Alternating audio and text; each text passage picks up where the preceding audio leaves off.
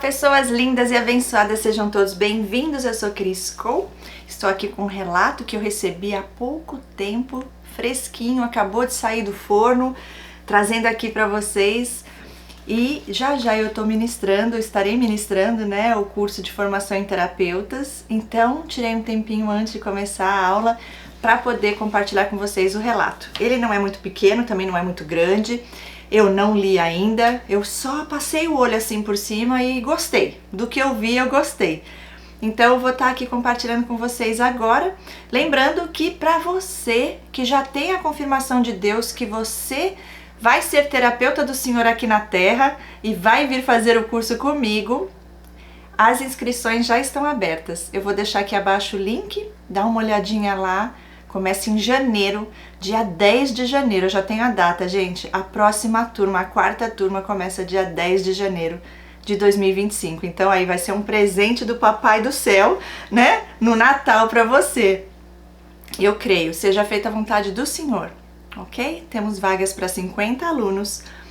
Quando encerrar, daí tem que esperar para a próxima turma, mas eu creio que se é de Deus para a sua vida, se Ele já te confirmou, Ele vai abrir as portas e prover o que você precisa para estar conosco. Vamos direto ao relato de hoje. Gente, eu tô tão feliz com o que Deus está fazendo. Não é fácil, viu, gente? Não é fácil, nós sabemos. Mas o nosso Deus, o Todo-Poderoso, Ele nos guarda, Ele nos capacita, Ele nos blinda e Ele nos leva a fazer a vontade dEle. Eu estava agora há pouco assistindo um vídeo, preparando algumas coisas para a próxima imersão. A imersão The Battle. Gente, essa imersão vai ser poderosa. Vamos passar para um outro nível. E essa imersão vai tocar no espiritual. Vamos falar como que o inimigo age, quais as técnicas subliminares que ele usa, como ele faz para você cair na armadilha dele, para você entrar no jogo, na tentação, sem você nem perceber, achando que é algo bom. E como sair disso, como ser liberta disso, das garras, das iscas, das armadilhas do inimigo. Poderoso. E aí eu tava vendo esse vídeo e falou algo muito forte. Guarda isso. O inimigo, ele entrega tudo de mão beijada. É tudo muito fácil. Tudo muito, parece até mentira, né? Pra ser verdade. Sabe aquela coisa, deixa eu me beliscar? Porque parece um sonho, na verdade é um pesadelo. Mas ele faz você achar que você está indo para o paraíso, enquanto ele está te levando lá para o inferno. E aí ele falou assim no vídeo, Deus não. Deus, ele deixa a gente passar primeiro pela aprovação. Aí somos aprovados, então ele nos dá algo maior. E eu tenho testemunho no primeiro dia da imersão. Hoje Deus confirmou meu coração que é para eu dar esse testemunho do que aconteceu comigo. O que o inimigo fez para tentar brincar. Mas Deus é mais, Deus foi maior e eu fiz a minha escolha. Então nós temos que renunciar muitas coisas. E vamos que vamos, gente, porque vale a pena servir o nosso Deus. Vale a pena passar por essas provações para ser aprovado e aprovada. E olha, eu não vou entrar em detalhes, não vou dar spoiler não, porque esse é para imersão. Mas foi ali, depois desse teste que eu passei, porque veio o teste depois, tá bom? Sempre vem. Que Deus me revelou sobre o transtorno. 3 dias depois Ele me revelou. Depois que eu passei por essa provação e eu venci. Com a ajuda do Senhor eu venci. Deus é lindo e Ele nos ama. E Ele cuida dos detalhes. Ok, vamos lá. O relato começa ela dizendo assim: Oi, Cris. Já coloquei nomes fictícios e mudei alguns detalhes da história. Obrigada, linda. Já me ajuda bastante. Me chamo Ana. Conheci seu canal há alguns meses porque sou uma pessoa muito observadora e curiosa quando o assunto é relacionado a comportamento e relacionamentos. Talvez por já ter sofrido muitas coisas. Descobri aqui em seu canal um conteúdo precioso. Glória a Deus por isso. Você abre nossos olhos sobre pessoas com transtorno narcisista e ao mesmo tempo fala de espiritualidade e cura. É isso aí, é o que Deus faz, né? Através de mim. E ela fala, que maravilhoso é o que Deus tem feito através da sua vida. Ai, isso me alegra tanto, Deus é lindo. Gente, vocês não têm noção, foi o que eu acabei de falar. Não é fácil, mas vale a pena. É lindo o que Deus faz em nossas vidas e através de nossas vidas. Há um preço a pagar, mas Ele Ele guarda os seus. Então, é só assim, ó, eis-me aqui, Senhor, seja feita a sua vontade, usa a minha vida, Pai, para levar cura, libertação. E as trevas se levantam, lógico, porque não quer que a verdade liberte, quer que continue lá no engano. Como que eles vão manipular, enganar e sugar se a pessoa está desperta? Por isso essa imersão vem realmente para fechar com chave de ouro, para calar a boca do inferno. Porque quando a gente tem o conhecimento, quando a gente sabe de verdade, a verdade que liberta, ele não tem mais poder nenhum para entrar aqui na nossa mente e agir. Porque ele não tem poder para nada, ele já é um fracassado, o inimigo já é um fracassado. Ele precisa manipular, entrar em alguma brecha, alguma fragilidade, porque ele é covarde, para então fazer você fazer aquilo que ele quer. Mas aí vem os anjos do Senhor. E aí vem a nossa escolha também. E isso é poderoso e libertador, gente. Vamos lá. Já gostei do início, gente. Poderoso, né? Já senti a presença de Deus. Estou glorificando aqui já o nome do Senhor. Glória a Deus por sua vida, por esse relato.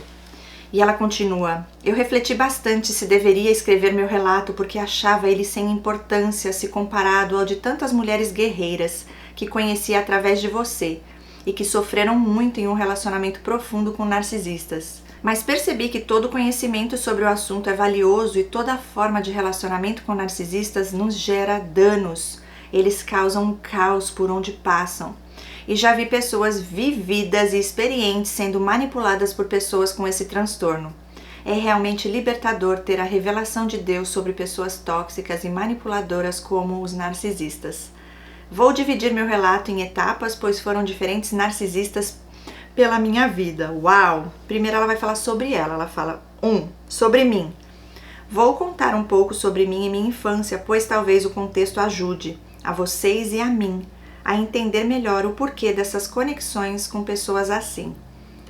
Eu sou filha de pastor. Meu pai e minha mãe foram muito amorosos na minha criação e do meu irmão. Recebi carinho, atenção e afeto. Entretanto, eles não foram perfeitos. E ela põe entre parênteses. Perfeito é apenas o nosso Pai Celestial. Há alguns dias atrás, vi um vídeo seu que ensinava a reconhecer as feridas da infância e vi que a injustiça, humilhação e traição são as minhas feridas e que serão curadas em nome de Jesus. Uau! Você fez a imersão? Acho que não, né? Meu Pai do céu, essa imersão foi algo surreal de Deus. Se Deus quiser, vamos ter outras no futuro. E aí você vem, ok? Muitas feridas foram curadas ali nessa imersão, para a honra e glória do Senhor. E ela continua, a injustiça acredito que veio pela leve diferença, mas que eu senti sobre a forma da minha mãe, onde ela tratou eu e meu irmão de forma diferente. Acredito que por eu ser muito parecida com o meu pai e pelo fato do meu pai a ter traído e mais de uma vez, olha, então ela, associou você a ele. Mas isso não justifica, né? Uma mãe tratar um filho diferente, você não tem nada a ver com isso. Acredito que de forma inconsciente ela gostava menos de mim. Ela também era sempre muito crítica quando o assunto era sobre a família do meu pai e o que me feria indiretamente, pois a família é também parte de quem eu sou. Sim, eu já tô esperta com a tua mãe aqui, hein? Vamos continuar. A humilhação já veio da parte do meu pai. Uau! Ele era amoroso e me dava carinho, mas também era uma pessoa rígida e cobrava muito de mim e do meu irmão. Tínhamos sempre que ter boas notas e ser quase perfeitos. E meu pai, por vir de uma criação muito rígida também, às vezes era ríspido conosco e nos machucava com suas palavras. Ele não me corrigiu muito com agressão física, mas as poucas vezes que fez me magoou muito, pois sentia a sua raiva. Que dó, gente, é isso que acontece, sabe? As dores dele, as feridas dele, e ele foi passando, para a vida de vocês. E que se Deus quiser, será,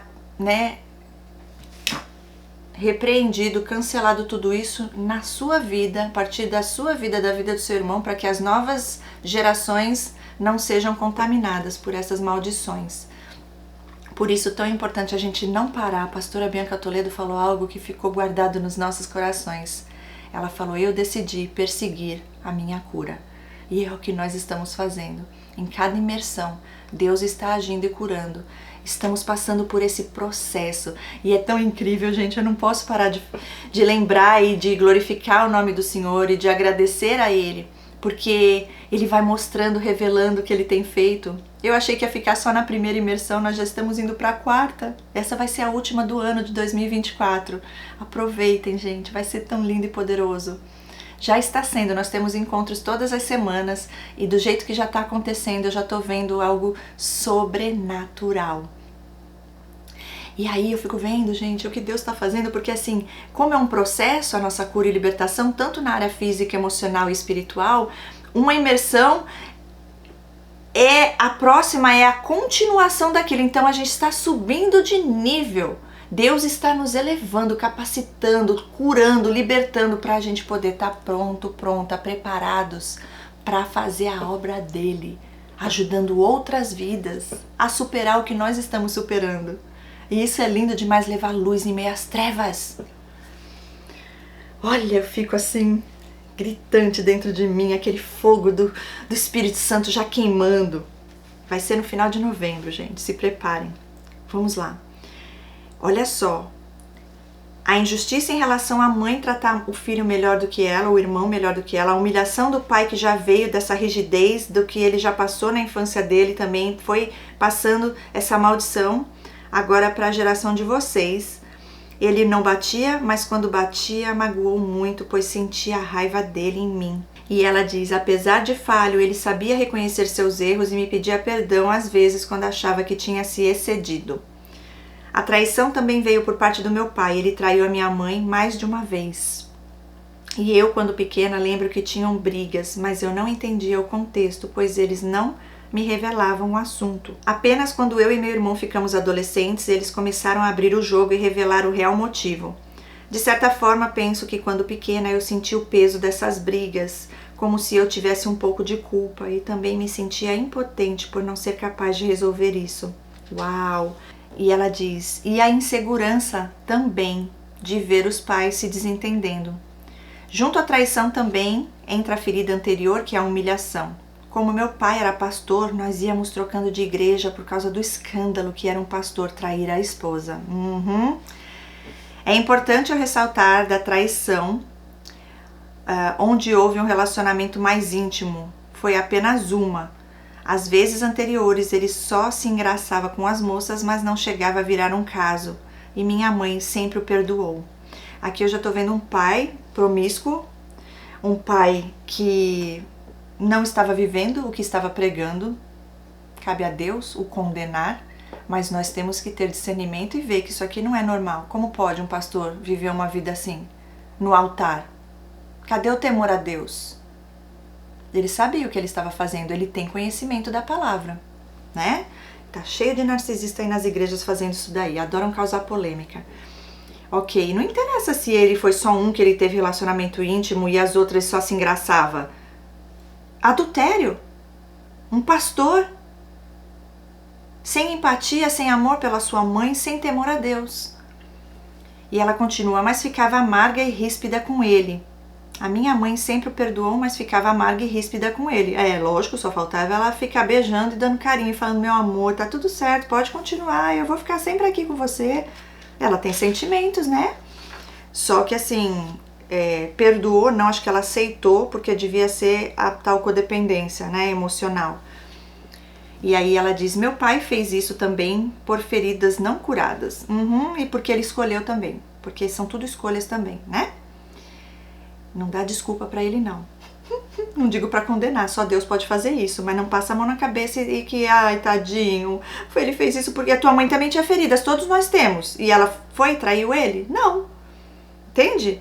Ele fez porque quis, escolha dele. E o importante é se ele se arrepende e deixa de fazer, mas pelo visto não foi só uma, duas, três vezes, não. E ela diz, ele foi abusado quando criança e acredito que precisava se sentir homem e era inseguro, por isso traiu a minha mãe. Chega de desculpa aí, hein? Tá dando um monte de justificativa. Mas não estou isentando de ter cedido ao pecado. Ok, então estamos na mesma página. Claro que ele poderia resistir se estivesse com a vida totalmente entregue nas mãos de Jesus. Ele não se blindou e então caiu. Entretanto, eu admiro meu pai porque ele soube pedir perdão. O pedir perdão, qualquer um pode pedir. O negócio é realmente ter temor a Deus, se arrepender, confessar o pecado e não continuar mais fazendo aquilo, né? Isso faz toda a diferença. E ela diz, reconheceu seus erros e mudou de vida. Glória a Deus, olha aí. Graças a Deus, mais um que não caiu nas garras de Satanás, só por um tempo, né? Esse é o segredo, gente. Ele nunca quis abandonar a nós e nem a minha mãe, pois a amava. E ela conclui aqui nessa parte, enfim, acredito que todo esse contexto foi o que moldou em mim a predisposição para atrair narcisistas. Sim, give five. É isso aí. A minha personalidade não é de menina meiguinha e super submissa. Pelo contrário, minha mãe dizia que eu era difícil e topetuda. E eu era mesmo. Acredito que pelo que sofri, eu precisei criar uma casca para me defender. Sim, um mecanismo de defesa. Falamos sobre isso na imersão Curando Feridas Emocionais.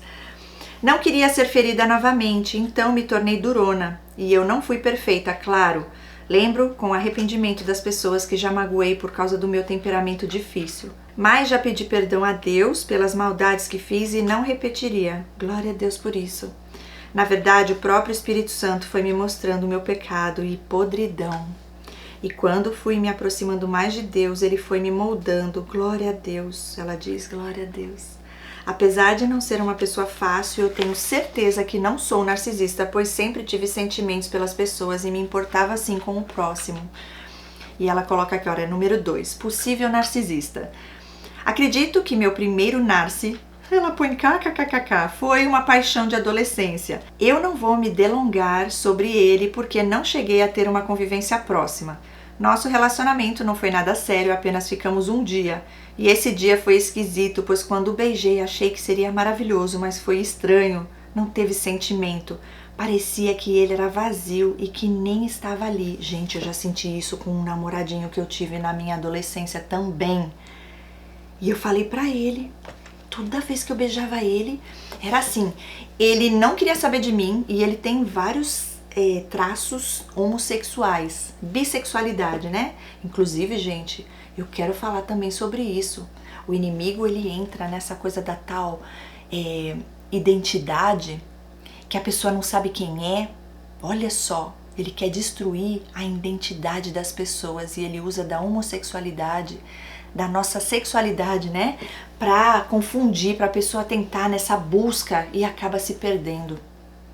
Em busca de suprir as carências e tudo, e os traumas, e acaba caindo nesse laço, né, do inimigo. Mas Deus tira de lá, Deus resgata para quem realmente aceita, que tem um coração aberto a receber a verdade, ser liberto e liberta. Mas voltando a esse namoradinho, era um vazio, eu sentia, não tinha emoção. Ele tava ali, mas ele não tava ali.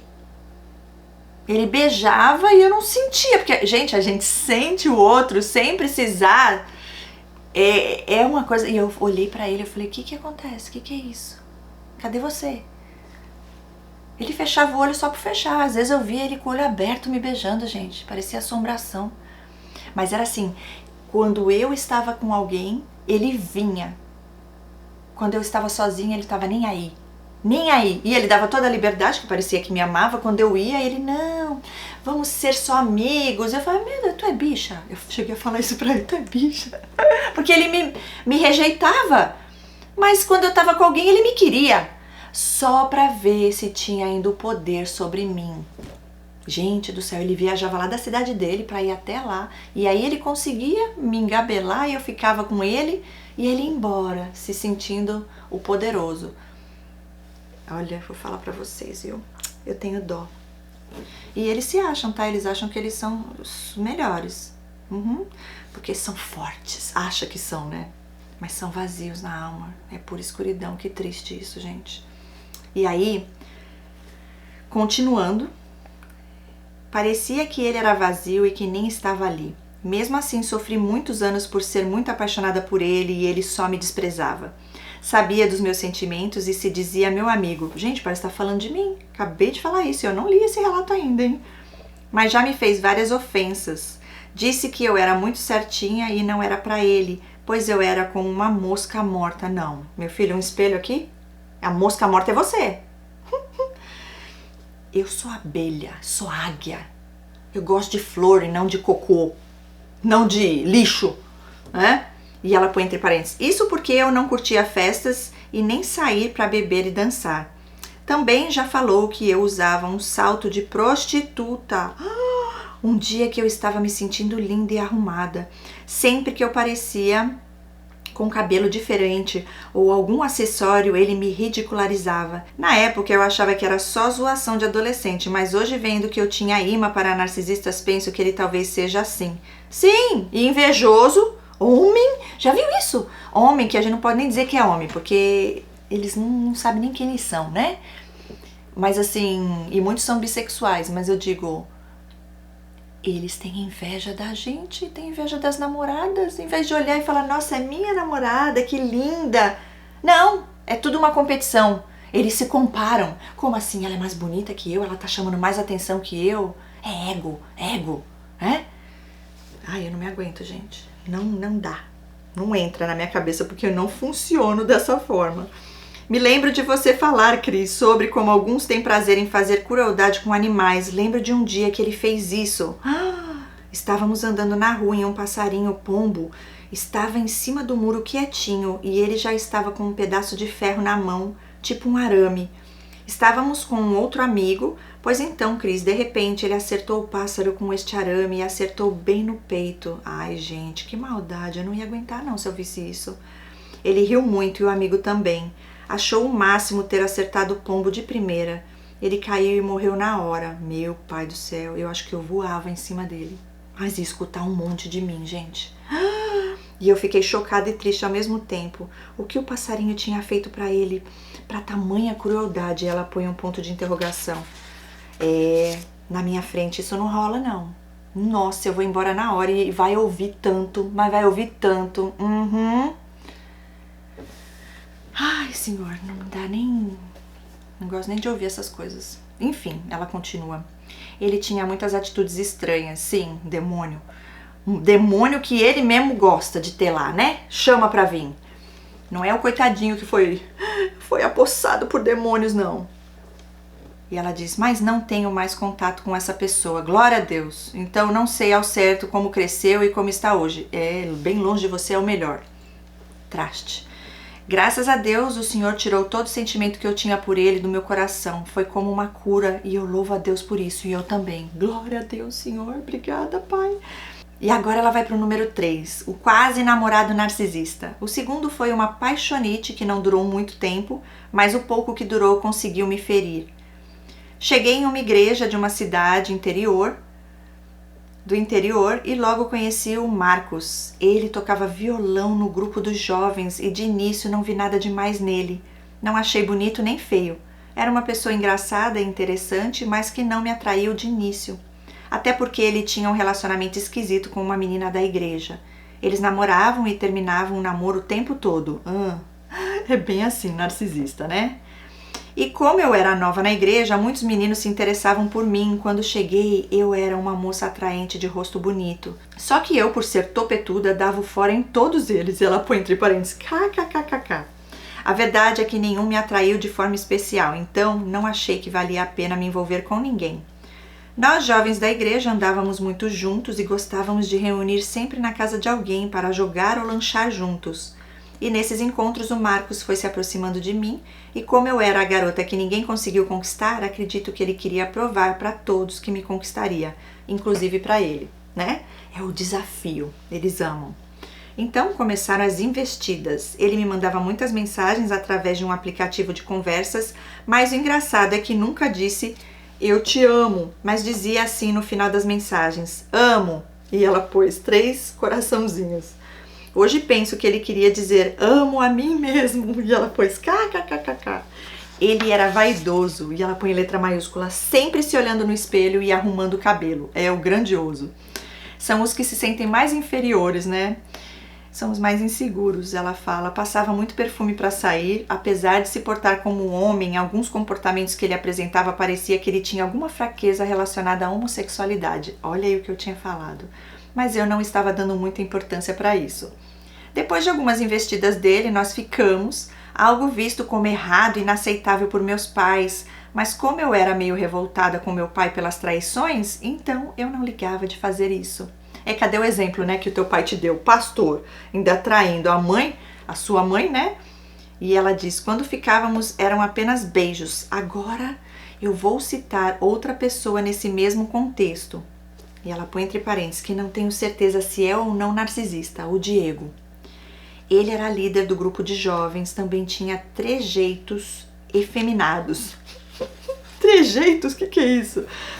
Trejeitos efeminados. Era bom em liderar, carismático e muito inteligente, mas parecia não ir muito com a minha cara. Na minha frente sempre me elogiava e exaltava meus pontos fortes, mas estava sempre falando mal de alguém, o que me fazia pensar que poderia estar fazendo isso comigo também.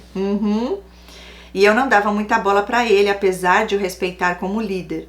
O Diego e o Marcos eram como melhores amigos. Diego tinha uma namorada, mas era muito esquisito o jeito que ele a tratava, muito frio e distante dela. Preferia estar com os amigos homens do que estar com a namorada. Meu ex era assim. E eu achava isso muito estranho. O Diego alugava uma casa e lá era como uma república onde outros jovens da igreja moravam. O Marcos, meu até então ficante, não morava lá, mas eu sabia que ele dormia lá direto e quase não voltava para casa. Não passou muito tempo que ficamos e o Marcos disse que eu era a namorada dele. E eu disse que se era, então ele deveria pedir para meu pai para namorar comigo. Pois eu sabia que logo meus pais saberiam que estávamos enrolados, pois as notícias corriam rápido. Então ele disse para eu marcar. Eu criei coragem e disse para meus pais que queria namorar com o Marcos, o que ele viria conversar com ele, e que ele, viria conversar com eles, e meus pais disseram que não gostaram deste rapaz, pois ele já não tinha boa fama pela igreja, mas que aceitariam conversar. Eita! Esqueci de mencionar que já houve relatos de roubo de dinheiro e furto de objetos relacionados ao Marcos. Ixi! E ela continua, mas eu ignorava na época. Pois bem, chegou o dia da conversa com meus pais e o que aconteceu? E ela põe 3 pontos de interrogação. O Marcos não foi. Deu o sumiço. Sim, o ghosting. Simplesmente desapareceu e não se justificou para mim. Eu fiquei revoltada com isso e mandei uma mensagem falando que se ele não fosse naquele dia nem precisava aparecer mais. E que eu iria querer nada mais com ele. Cris, te falei que eu era topetuda, né? E aí ela dá risada. Sim, ele não me respondeu, mas no outro dia eu estava devastada com aquele sentimento de rejeição fortíssimo. Lembro que na época eu procurei e não lembro a conversa direito, mas ele me enrolou. E eu, com o tempo, vi que ele jamais teria coragem de encarar meus pais e larguei pra lá. Até porque eu não estava ainda muito presa a ele, ou pelo menos eu achava isso. E no meio desse tempo surgiu outra pessoa. É desse jeito, gente. Vem um na fila, vem o outro, o Matias. Vamos ver quem é o Matias agora. Quando vi o Matias a primeira vez, eu não gostei nem um pouco. E ela dá risada. Ele cantava muito bem e no dia que o conheci, foi em um ensaio de louvor da igreja. Eita, esses daí que você se relacionou era tudo do louvor, hein? Sapatinho de fogo. Só que não. Esqueci de dizer que também canto. Ai, você salva aí no meio deles, hein? Deus me livre, gente. Tá cheio deles no louvor também. E os meus nunca tiveram, esse dom de música, não. Nem na igreja, mas enfim. E aí ela continua. Quando eu estava cantando, ele disse para eu segurar o microfone direito e eu não gostava de ninguém me mandando. Então já não fui com a cara dele. E ela ri de novo. Mas com o passar do tempo, vi que ele era um rapaz muito gentil e amável. E um dia, quando descobri que o Marcos estava de novo com a namorada, que ele sempre terminava e voltava, eu chorei. E foi o Matias que me consolou. Ele foi se aproximando de mim cada vez mais e eu sabia que ele estava interessado em mim, mas eu ainda não o via como alguém para namorar. Até que o tempo foi passando e eu comecei a mudar de ideia em relação a ele. Tinha outro rapaz da igreja interessado em mim, que havia se declarado, mas parecia que lá no fundinho do meu coração o Espírito Santo me dizia que o Matias era a melhor pessoa para mim. Então decidi dar uma chance para o Matias e ele foi um namorado simplesmente maravilhoso. Eita, será que esse salvou aí no meio dos narcisistas? Carinhoso, atencioso, amigo, ele foi até a minha casa e conversou com meus pais. E no nosso primeiro beijo eu sabia que tinha acertado, pois demos muito certo, muita conexão. Também tínhamos os mesmos gostos, parecia que fomos feitos um pro outro. Aí, quem aparece? Ela põe vários pontos de interrogação. O Marcos. Eita, ressurgiu das cinzas. E ela fala, parece que ele não gostou de me ver feliz. Perda de controle. Ele me procurava no aplicativo de mensagens e aos poucos eu dei brecha para ele. Parecia que eu me sentia bem pelo fato dele ainda ter interesse em mim. Porque ele feriu seu ego, ele te deu a rejeição e de certa forma a gente tem isso, né? É como se então o problema não estava em mim, ele realmente gosta de mim. É carência, tudo isso é carência, dependência emocional total. Muito legal você compartilhar isso. E o ser das trevas lá querendo te manipular de novo. Pra você ser uma que nem a ex, que é o vai e volta. Termina e volta. Ele gosta da emoção, né? Do morde a sopra. E ela continua, que tola eu fui. Ele falava que ainda gostava de mim e queria me beijar e etc. E eu estava dando corda e acabei entrando na conversa dele. Aí, perdeu a oportunidade do Matias, né? Que era um homem bom. É assim que eles fazem. E eu sabia que estava errada com o Matias. Detalhe, o Marcos também estava namorando a garota de sempre. E ela põe entre parênteses, uma menina linda e abençoada, mas que sofreu muito com ele.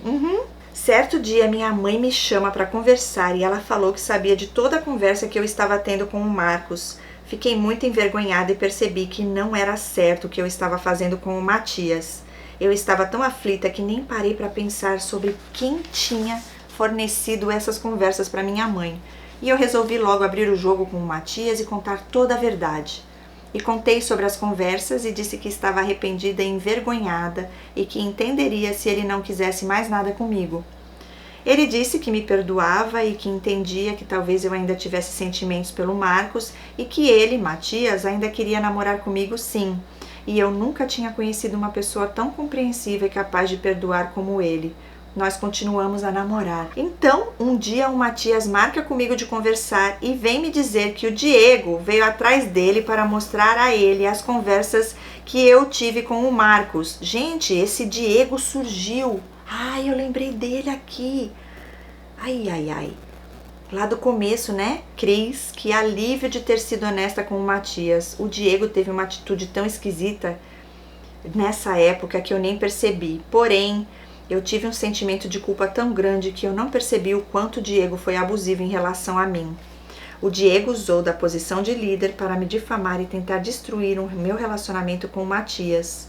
E ele disse ao Matias que eu era uma VAGA-BUNDA. Gente, esse é das trevas. E que eu não prestava e que eu não era mulher para ele. É porque você não deu bola para ele, né? Eles são assim. Saiu te difamando. Sugeriu ao Matias terminar tudo comigo, mas o Matias me defendeu e disse que eu já tinha contado tudo pra ele e que eu já havia pedido perdão. Gostei desse Matias, hein? Homem bom. Cris, hoje eu entendo. Ele estava com ciúmes do Marcos comigo.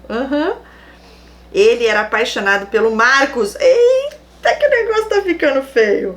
Todos os meninos da igreja comentavam que aquela relação era esquisita. Eita, o Diego preferia estar com o Marcos do que com a namorada. E eles dormiam no mesmo quarto direto, pois o Marcos sempre estava na casa do Diego. Outro fato que acredito ser real sobre o Diego é que ele tem ciúmes do carisma natural do Matias. Inveja. Onde chega o Matias, atrai as pessoas por ser extrovertido e uma pessoa muito amiga. Voltando ao Marcos. Tempos depois descobri mais coisas reveladoras relacionadas a ele. Com certeza ele tinha incertezas em relação à própria sexualidade, acredito que era bissexual.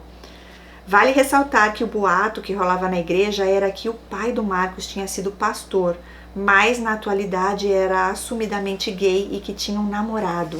Teve outro fato e não boato que descobri através de um amigo da igreja. Ele revelou para mim e ao Matias que o Marcos já havia tentado tocar em seu órgão genital, e ela põe entre parênteses, deste amigo, um dia quando estavam dormindo no mesmo cômodo. Naquela época os rapazes se reuniam na casa do Diego e colocavam colchões no chão e ficavam todos juntos. E o Marcos e o Diego estavam sempre, ela põe em letra maiúscula, juntos. O Diego sempre foi uma pessoa muito persuasiva e manipuladora, mas nunca conseguiu me manipular totalmente. Nem ao Matias, que era uma pessoa de opinião. Acredito que isto deixava com raiva da gente porque não caíamos na conversa dele. Não tenho certeza se o Diego é um narcisista, mas com certeza uma pessoa tóxica. Já o Marcos, pelas muitas manipulações que ele fazia com a namorada e outras meninas da igreja, também triangulações, acredito que sim, que ele tem transtorno de personalidade. Transtorno no caráter. Muito mentiroso, manipulador, também roubava e se aproveitava das pessoas. Quando o Marcos saía com o Diego, era o Diego quem pagava tudo. Parecia o pai dele ou o namorado, porque aquela relação não era normal. Muito interessante isso aqui, hein? Gostei de saber. Mais tarde, o Marcos saiu da igreja e mais pra frente me afastei do Diego também, que deixou de ser líder dos jovens, mas ele fez muitos estragos quando foi líder. Olha! Olá pessoal, estou de volta, essa já é a terceira etapa desse vídeo. Eu gosto de contar o que acontece por detrás dos bastidores. Eu parei para ministrar o curso de formação em terapeutas, no intervalo de 15 minutos eu consegui gravar mais um trechinho e agora que já tá à noite aqui, eu estou de volta para terminar porque eu estou amando esse relato e ainda tem bastante coisa pra gente descobrir aqui, hein? Vamos lá, continuando aqui, onde ela descobre, olha, vale ressaltar que o boato que rolava na igreja era que o pai do Marcos tinha sido pastor, mas na atualidade era assumidamente gay e que tinha um namorado. E aí paramos aqui. Teve outro fato e não boato. Descobri através de um amigo da igreja. Ele revelou pra mim e ao Matias que o Marcos já havia tentado tocar em seu órgão genital. Meu Deus do céu. E um dia, quando estavam dormindo no mesmo cômodo, e ela põe entre parênteses, naquela época os rapazes se reuniam na casa do Diego e colocavam colchões no chão, ficavam todos juntos. E o Marcos e o Diego estavam sempre, ela pôs sempre, em letra maiúscula, juntos. Agora vamos entrar na parte 4, que ela chama de A Bênção de Deus sobre minha vida. Cris, sou muito grata a Deus por poder dizer a vocês que hoje tenho um casamento lindo e abençoado por Deus com o Matias. Que lindo, gente! Que história linda! Nossa, eu tô apaixonada pela história de vocês. Eu achei que realmente o Marcos ia conseguir... Olha, quando Deus une, ninguém pode separar. Homem nenhum pode separar. Eu creio nisso. E aqui é prova viva disso, hein? Que lindo! Ele não desistiu de mim, apesar das minhas complicações, e ele também tinha suas inseguranças. Desde nosso casamento e até hoje, graças a Deus, fui totalmente fiel ao meu marido e temos uma família linda com filhos. Que lindo! O dia do nosso casamento foi lindo, todos elogiaram e disseram que foi um dia incrível e realmente deu para sentir a presença de Deus no dia da nossa união. Glória a Deus. Não tenho dúvidas que o Senhor nos abençoou. Que lindo. Olha, eu quero parar para falar antes de ir pro número 5 aqui, que ela vai falar agora da amiga narcisista. A gente acha que parou aí? Tem muito mais. Isso aqui fica uma esperança para nós, para vocês, né, que estão passando por algo assim ou saíram há pouco tempo. Enfim, existe sim chance, existe oportunidade, como a pastora Bianca falou no dia do nosso encontro na imersão. Persiga a sua cura, cuide de você, que Deus está aí tratando e cuidando dos mínimos detalhes e preparando o melhor para você. E ela falou sobre Sara, né? Deus deixou o melhor para ela, pro final. Então não tem essa de que eu tô velha, não tem mais jeito, ninguém me quer, porque isso, não tem nada disso não, é Deus que faz, e Ele é o Todo-Poderoso, Ele é o Rei dos Reis, Ele é o Médico dos Médicos, Ele é Senhor e Salvador, Ele é o nosso Pai. Pai amado, tem noção disso? Você tem promessas na sua vida através da aliança de Jesus? Tome posse. E mente renovada. Na imersão, a próxima que a gente vai falar da parte espiritual, vamos falar dessa blindagem da armadura de Deus, incluindo a nossa mente renovada na verdade que nos liberta e traz milagres pra gente viver. Que relato lindo, gente, eu amo um relato assim. Você vê o carinho, a dedicação, o amor com o qual ela escreveu o relato pra nós. É a presença do Espírito Santo, é o que faz toda a diferença. E ela diz, 5 agora, a amiga narcisista. Mas você acha que parou por aí a aparição de narcisistas? Não mesmo! Nesse relato tem mais 2. Uau! É igualzinho aconteceu comigo. E com vários de nós, né? Várias de nós, por quê? Porque a codependência atrai, né? Atrai. E não é só codependência, é a nossa luz divina, o principal, porque o inimigo ele quer apagar a nossa luz. Ele fala o quê? Eu não posso ser feliz, ela também não vai ser. Ele também não vai ser. E quem decide é Deus, o nosso Pai. Somos dele. E ela vai continuando aqui. Nesse relato tem mais 2 narcisistas. Eu e o Matias servíamos no louvor da nossa igreja, que era um ministério com muitos desafios e desavenças. Acredito que pelas investidas do inimigo e pessoas dando lugar ao diabo. Sim. E passou um tempo, chegou um casal novo em nossa igreja, vieram de outra igreja. A moça, Jussara, era muito extrovertida, despachada e tinha uma voz linda, cantava muito bem. Eu de início não fui com a cara dela porque era muito aparecida e eu achava que era meio forçado. E ela se autodenominava Jussalinda. E ela põe entre parênteses, mistura de Jussara com linda. Olha isso. Eu não dei muita moral para ela no início, mas ela fez questão de se aproximar de mim e procurar minha amizade. Aos poucos fui me aproximando e nos tornando amigas. É desse jeitinho, eles vêm pelas beiradas, elas, né? Tive várias.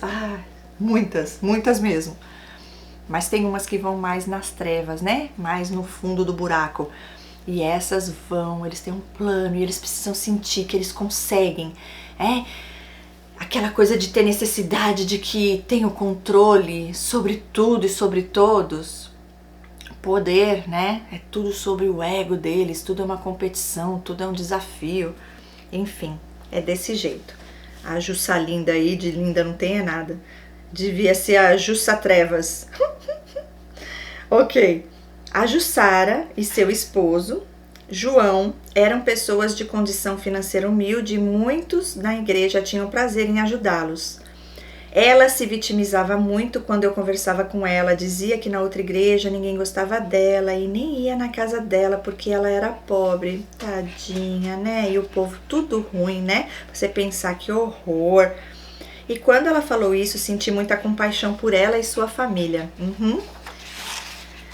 Seu marido João era um jovem trabalhador, mas ao que tudo indica, tinha problemas na área sexual e dificuldade em ser fiel.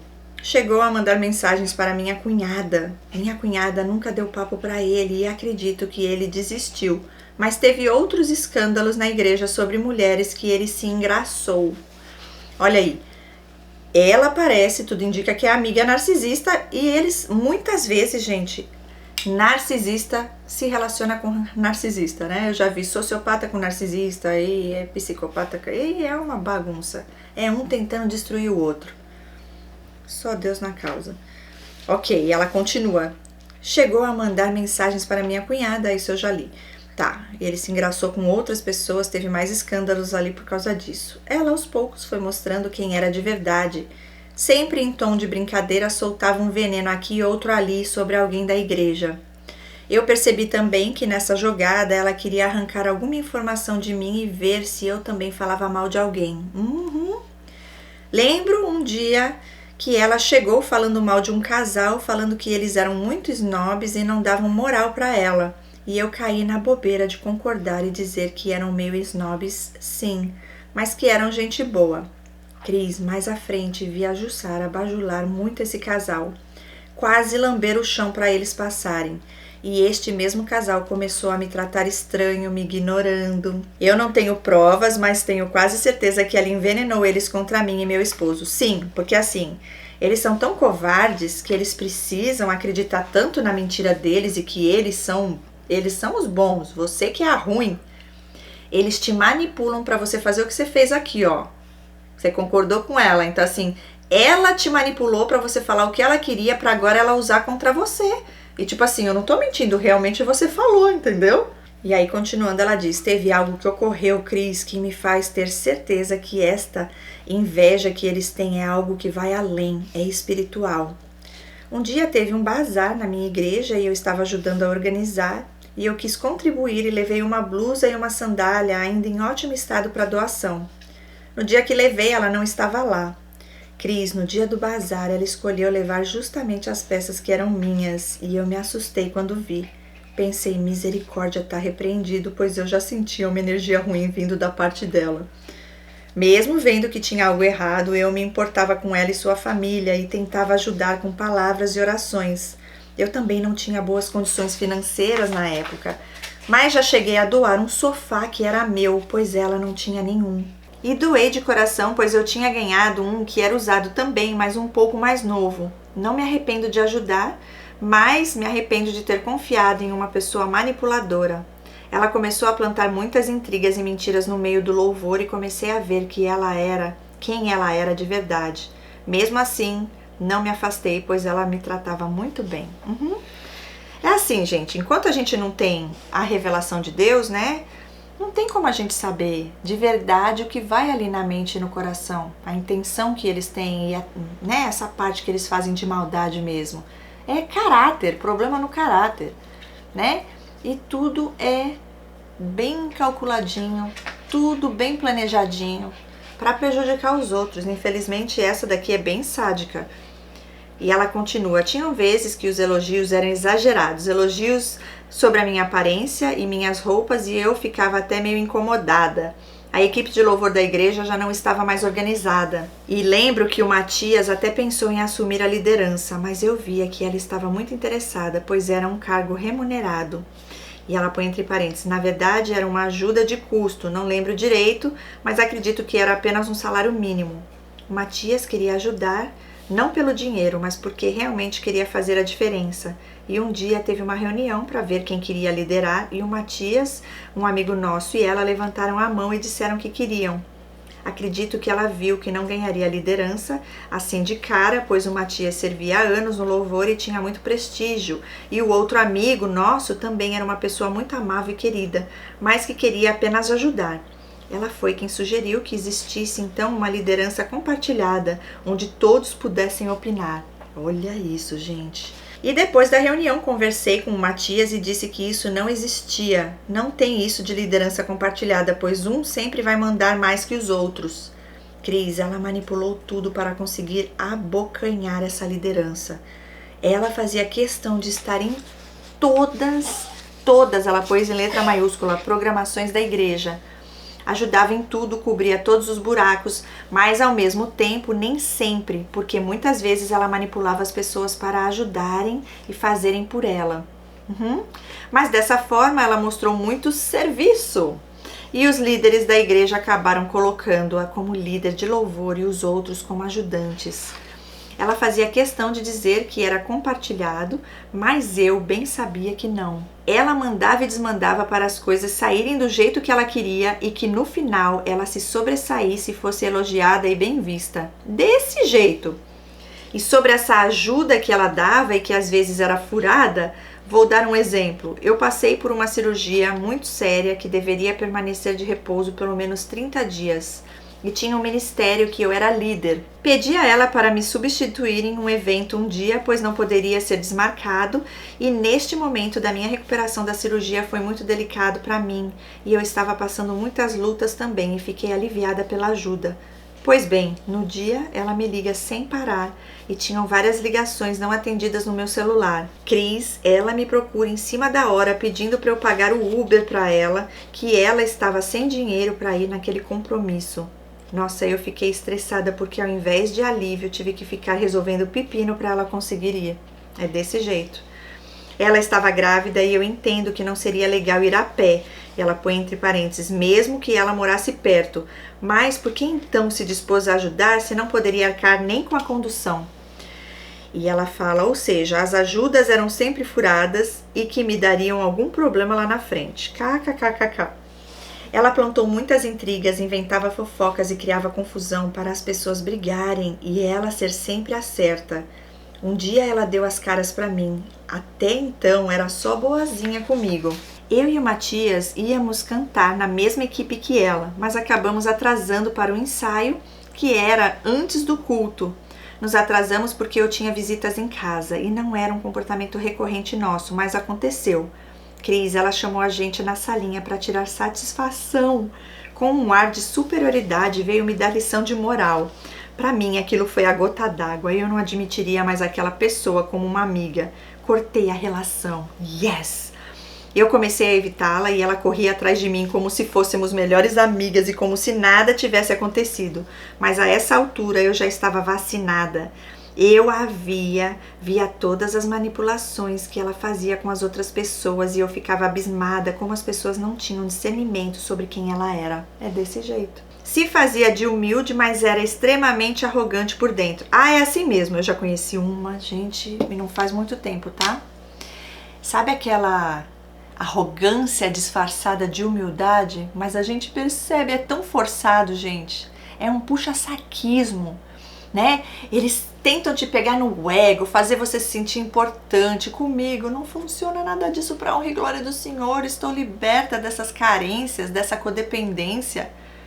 O inimigo não tem mais brecha para entrar, não. Tá tudo repreendido com poder e autoridade no sangue e no nome de Jesus Cristo, Senhor e Salvador.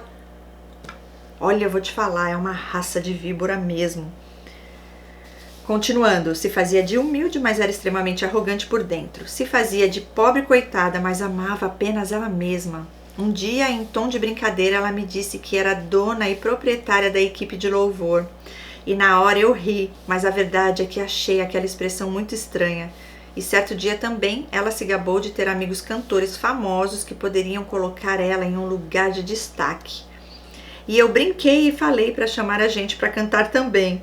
E ela disse que não sabia se isso seria possível. Vi que naquele momento a resposta foi sincera e pensava apenas nela mesma. Ela não cuidava da sua família nem das filhas que tinha. A filha mais velha de Jussara já tinha algum transtorno. Eu já a vi mentindo algumas vezes e fazendo coisas para chamar a atenção. E eu tinha muita pena, pois era apenas uma criança. Enfim, ela não me causou muitos danos, pois quando eu percebi que ela não era uma boa pessoa, eu já recuei. Glória a Deus por isso. Mas ela causou um bom estrago na igreja e os líderes deixaram. Deus me dava sonhos, Cris, com cobras. Na época eu não entendia, mas eram sobre ela. Depois ela colheu as consequências de tanta maldade e acabou saindo da igreja. Mas quando ela saiu da igreja, eu achei que foi um livramento, pois onde ela estava não tinha paz. Ela deixou para trás um rastro de destruição, intrigas e brigas. Desse jeito. Agora, número 6. A amiga codependente. Eita, interessante. Agora vou contar sobre outro narcisista e talvez psicopata. Sim, mas não estava relacionado a mim diretamente. Aconteceu quando eu ainda tinha amizade com a Jussara. No bairro da nossa igreja moram muitas pessoas de uma nacionalidade diferente. E um dia um casal deste país nos visitou e o rapaz apresentou a moça como sua esposa. Ele se apresentava muito bem, falava português muito bem e cantava lindamente. Chegou a cantar com a gente um dia na igreja em uma apresentação. Eu sempre fui envolvida com missões e gostava de ajudar quando via pessoas de nações diferentes. E eu tinha amigas dessa nacionalidade que frequentavam nossa igreja. Esse casal, vou dar nome a eles, Bia e Will. A Bia e o Will moravam perto da Jussara. E ela vivia me relatando que eles sempre iam na casa dela, sempre pedindo ajuda para alguma coisa e ela não gostava. Esqueci de falar que Jussara, vendo que eu me interessava por missões, fazia espelhamento comigo. Dizia que amava missões, queria me ajudar no que eu precisasse, pois eu ajudava uma ONG na época. Mas a ajuda dela era sempre furada. Ou ela dava uma desculpa ou me dava mais trabalho ainda quando dizia que iria me ajudar. KKKKK, é de propósito. Um dia, Cris, recebi ligação de minhas amigas desta nacionalidade pedindo ajuda. Disseram que Bia precisava de ajuda porque tinha sido agredida e não tinha ninguém para tirá-la de lá. Eu orei muito a Deus para ter resposta, mas precisava agir rápido, pois a moça estava em situação vulnerável. Deus me respondeu através da Bíblia que eu deveria intervir sim, e saiu um verso que falava sobre acolher o estrangeiro, e eu assim o fiz. A Bia veio pra cá e ela não tinha nenhum, ela pôs em letra maiúscula, nenhum parente aqui no Brasil. Era somente ela e esse homem. Pedi ajuda para Jussara, pois ela conhecia onde Bia morava, e lá fomos. Perguntei a Bia se ela queria ajuda e se queria ir embora das garras daquele homem, e ela disse que sim. Então, às pressas, pegamos as coisas dela, pois ele estava no trabalho. Vale ressaltar que o lugar que ela estava era horrível, um lugar escuro, úmido e velho. Fica localizado em uma quebrada da cidade. E cheguei lá e a Bia estava toda machucada. Cris, esse homem era como um demônio. Ele bateu nela com uma panela na cabeça e nos joelhos. Ele a mordeu nas costas e ela disse que essas agressões eram recorrentes. Ele a controlava totalmente e ela era totalmente submissa. Só saía quando ele deixava ou queria e ele sempre tinha que estar junto, né? Se lascou, né? Porque ela foi embora, graças a Deus. Espero que não tenha nunca mais voltado. Cris, eu sem saber do transtorno, disse que achava que ele era um psicopata. Não é normal alguém agir assim. Endemoniado, Ele a humilhava com palavras, dizia que ela era burra e preguiçosa e dizia que ela não fazia as tarefas de casa. Dizia que por ela não ser donzela, nenhum homem iria querer ela.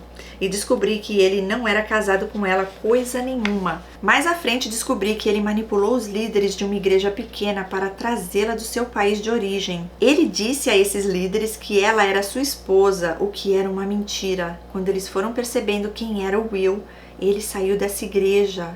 Ele era um safado, mentiroso e aproveitador. Eu peguei a Bia como minha filha e nossa diferença de idade não era muita, mas ela parecia uma adolescente precisando de uma mãe e ela dá risada. Dei muitos conselhos a ela, que o Espírito Santo ia me guiando, e eu disse que ela estava colocando esse homem acima de Deus e que isso que ele sentia por ela não era amor, era doentio. Disse que ela precisava se cuidar e se amar, e que Jesus queria ver ela feliz e não sofrendo nas mãos deste traste. Cris, ela era uma menina linda, mas estava magrinha e mal cuidada. Quando ficou na minha casa, foi pegando peso e ficando mais linda. O Matias, meu esposo, a tratava com muito respeito e ela sabia que na minha casa ela estava segura. Levei ela na delegacia da mulher e demos queixa. Ela disse que era isso que queria. Mas, sinceramente, essas medidas protetivas e leis a favor da mulher e nada é quase a mesma coisa. Cheguei lá e trataram de forma fria, sem empatia nenhuma. Ela estava toda roxa e como a pele dela é negra, alguns hematomas não eram vistos com facilidade, mas estavam lá. Entretanto, a médica que a examinou não colocou no relatório todas as marcas do corpo dela.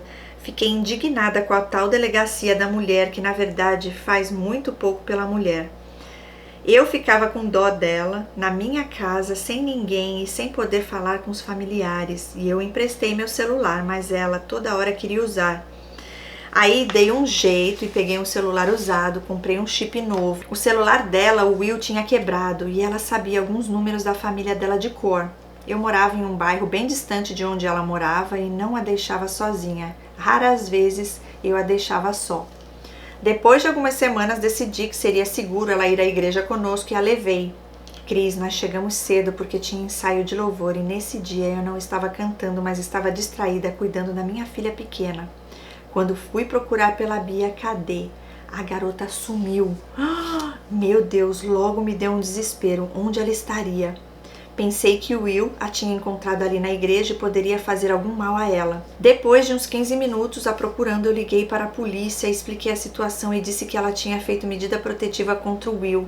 Cris, a polícia deve ter chegado depois de umas 2 horas, quando o mistério já havia sido desvendado. Não me lembro o tempo exato, mas acredito que foi depois de mais de 1 hora que a Bia apareceu lá na igreja. Nesse momento eu já havia chamado as amigas dela da mesma nacionalidade para me ajudar e quando ela chegou me disse que foi dar uma volta. Pois eu e as outras amigas achamos aquela justificativa muito estranha, Cris. As amigas dela foram espertas e pegaram o celular dela e leram as conversas na língua que eu desconhecia. Elas me contaram que ela havia se encontrado com ele. E ela pôs 3 pontos de exclamação. Neste momento fiquei muito decepcionada com ela, por toda aquela mentira e por ter ido atrás daquele traste de novo. Cris, e na hora que eu estava indignada, eu disse que ela até poderia voltar para minha casa naquele dia, mas que comigo ela não ficaria mais, e eu não iria admitir aquilo, aquelas mentiras. Mais tarde, ao conversar com ela, a Bia confessou tudo, e um primo que morava no país dela deu um número para... Mais tarde, ao conversar com ela, a Bia confessou tudo. Um primo que morava no país dela deu um novo número para o Will, e ele a procurou, manipulando-a de novo, e eu lá, toda inocente, achando que ela só conversava com os familiares. Ela não conhecia a cidade, mas descreveu como era a minha casa para ele. Uau! E ele dizia para ela que nós estávamos explorando-a e usando ela como empregada da casa e para pedir dinheiro e doação para as pessoas. E ela fala: Cris, eu a tratava como uma filha. Apesar de ser apenas uns 10 anos mais velha que ela, eu nunca pedi para ela lavar nenhuma louça. E quando ela fazia algo, era porque ela se oferecia. Ele tentou entrar na mente dela de todo jeito, mas ela não queria sair da minha casa, Cris. O que ela queria era morar comigo e, namorar ele.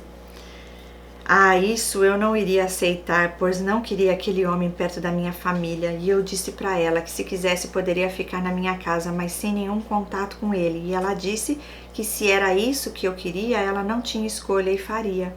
Mas eu disse que não. Ela era uma mulher adulta e deveria saber fazer sua própria escolha, e eu não iria forçá-la a fazer nada, mesmo sabendo que aquele homem não prestava, Cris. Esta era uma decisão dela.